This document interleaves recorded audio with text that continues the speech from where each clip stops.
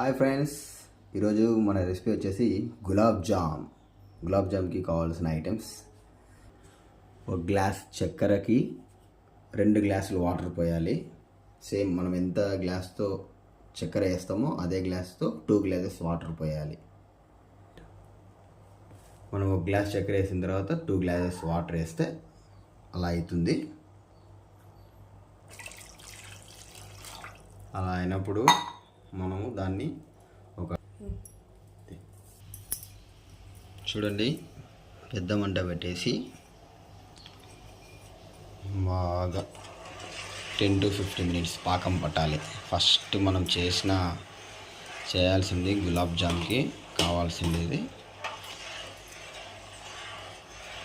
ఒక గ్లాస్ చక్కెర వేసేసి 2 గ్లాసులు వాటర్ పోయాలి. ఎంటీఆర్ గులాబ్ జామ్ అండి, ఇది చాలా బాగుంటుంది. చూడండి, పిండి ఒక ప్యాకెట్కి ఇంత అవుతుందండి. లైట్గా వాటర్ వేసుకుంటూ కలుపుకోవాలి. అంత గట్టిగా కలపకూడదు, అంత మెత్తగా కలపకూడదు. స్టిఫ్నెస్గా కరెక్ట్గా కలపాలి. అప్పుడైతేనే వంటలు కరెక్ట్గా వస్తుంది. లైట్గా 1 స్పూన్ 2 స్పూన్స్ నెయ్యి వేసుకోవాలి.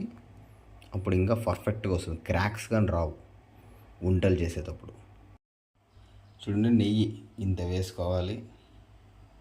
కలిపేటప్పుడే మనం పిండి వంటలు చేసేటప్పుడు కానీ మరీ లైట్గా వేసుకోవచ్చు. ఇట్లా చేస్తే క్రాక్స్ రావు అన్నమాట. ఇట్లా చేస్తే క్రాక్స్ రావు. చూడండి, ఇలా స్టిఫ్గా పెట్టుకోవాలి. కలుపుకొని ఇంకా అయిపోయిందండి దీంట్లో పని.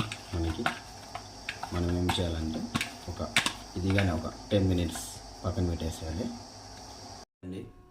అంతే అండి, పాకం అయిపోయినట్లే. చూడండి, బాగా ఆయిల్ అయినట్లు అవుతుంది. కలర్ చూడండి చేంజ్ అయిపోతుంది. లైట్గా అలా తీసుకొని అట్లా పెడితే మనకి స్టిక్కీగా బంకగా ఉంటే అయిపోయినట్లే. జస్ట్ 10 to 15 మినిట్స్ చాలండి. మరి మనకి అత్రసలు వచ్చే అంత పాకం అయితే అవసరం లేదు. బెల్లం పాకం అంటారు కదా, అంత అవసరం లేదు. జస్ట్ 10 to 15 మినిట్స్ చాలు. ఇంక ఇది ఇలా అయిపోయిన తర్వాత ఒక 5 to 10 మినిట్స్ ఫ్యాన్ కింద పెడితే బాగా చల్లగా అయిపోతుందండి. తర్వాత ప్రాసెస్ వచ్చేసి దాన్ని వంటలు చేసుకొని మనం ఇంకా ఆయిల్లో ఉంటే ఆయిల్, నెయ్యిలో ఉంటే నెయ్యిలో రోస్ట్ చేసుకోవాలి గులాబ్ జామ్స్ బాల్స్ని.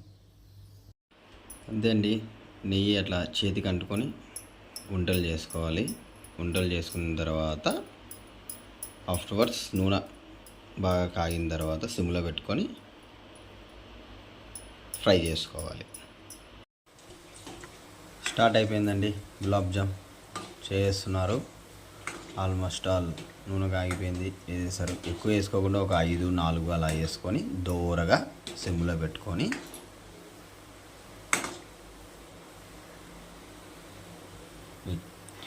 అంతే అండి. అలా అయిపోయిన తర్వాత దీంట్లో వేస్తే గులాబ్ జామ్ రెడీ.